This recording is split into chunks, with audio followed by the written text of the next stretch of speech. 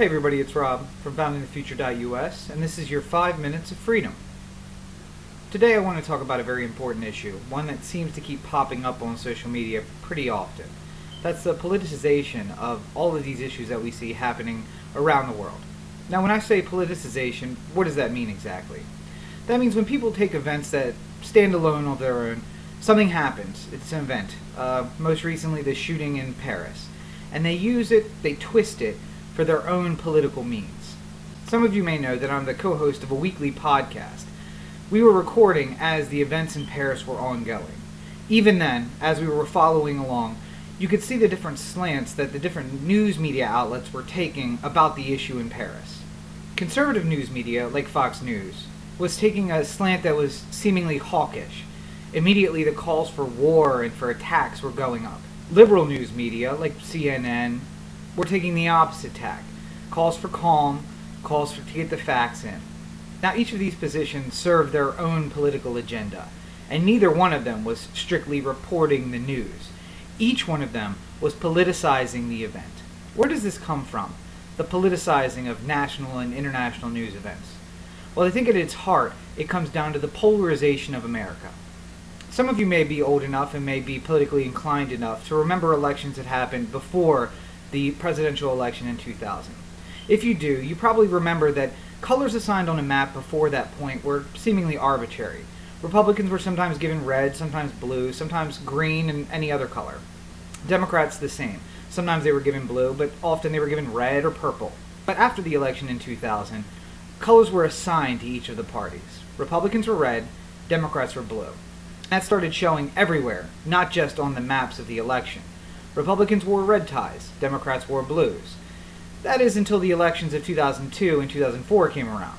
Then we saw Democrats wearing red ties and Republicans wearing blue ties. Commentators everywhere, and probably just commentators, talked about the great schism that was developing in America.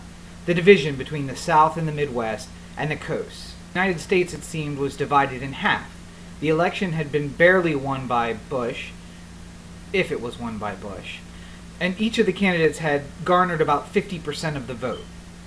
In the mind of the commentators, that meant that the United States was split right down the middle. But is it really split?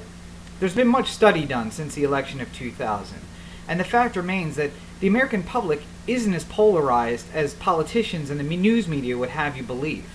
The fact is, most Americans still find themselves right in the center, even on the most controversial of issues.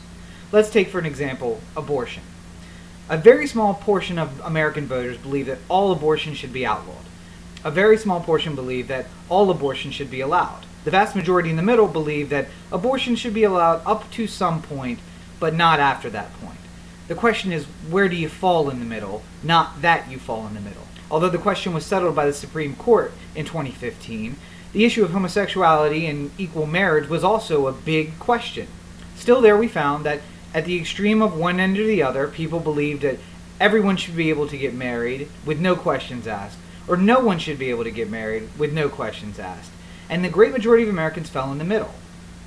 On each of these great political questions, whether it's the legalization of marijuana, drug policy in general, economic policy, war, any question, the great majority of Americans find themselves to be centrist.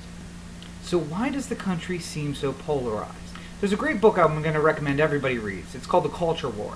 It was required reading in the early aughts when I was in college. Basically what it explains is this. The two-party system causes the country to seem as if it's more polarized than it is. When you have the choice between one Democrat and one Republican, the entire party tends to align behind that person. When that person tends to have extremist views, it makes all Republicans seem as though they have that extreme view. When the Democrat seems to have extremist views, it makes all Democrats seem like they have extremist views.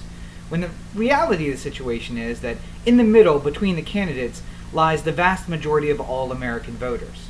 The solution, of course, would be a third party.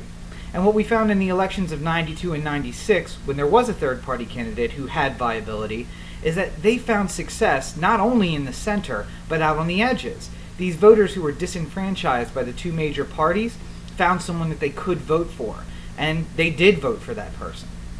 So what does this mean? Well, if the nation is not as polarized as it seems, why is the news media politicizing issues in the way that it does? Well, that's a very simple answer. Everyone's trying to make money. Earlier today, someone posted a 13-second teaser trailer for the evening news. I have no idea what the story was about, but the teaser alone made me a little scared, and it made me want to watch the news story at 10 o'clock. I can guarantee you that that story wasn't the lead. Instead, they buried it somewhere in the first segment, so that I would have to watch their stories at the beginning, possibly the first commercial break, and then find the story that I came to watch. Politicization of the news has the same effect. If you have a certain political view and you think that a channel shares that political view, you're much more likely to watch it. There's a concept in American news media history of the tail wagging the dog, and this is exactly what we have here. The people believe that they are polarized by party, so they look for news media that reflects their beliefs. The simple fact is they're not polarized by party, but that belief causes them to seek out news. The news then politicizes events in a way that polarizes them even more. As we know now, there's a lot of way to consume news. And now it's not just turning to the right channel on cable, it's going onto social media and finding stories that reflect the things you believe in. And the end result of that line of thinking is over 100 people are killed in a European city, and we don't even take 24 hours to mourn the dead. We immediately jump out and want to take our political perspective on the issue. I'm just as guilty as anybody else. I made a video about it. You'll be able to find it earlier in the 5 Minutes of Freedom series. But I had a harsh realization this week.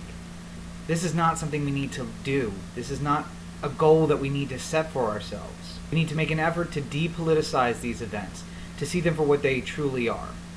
We need to treat world events like we're scientists. Take in information, observe it, see the results, and then independently value what it is that's occurred. I think if we treat the news more like an experiment and utilize the scientific method, rather than like a campaign rally slogan, everyone will be happier about the result, and we're more likely to find out what the truth really is. How's that old saying go? You have your story and I have mine, and the truth lies somewhere in between. Let's make an effort to stop trying to make everything about politics and start making it about people again. I'm Rob, and this has been your 5 Minutes of Freedom. Make sure you check out foundingthefuture.us for more, and make sure you like and subscribe to get all the new videos right there in your inbox. SST 115.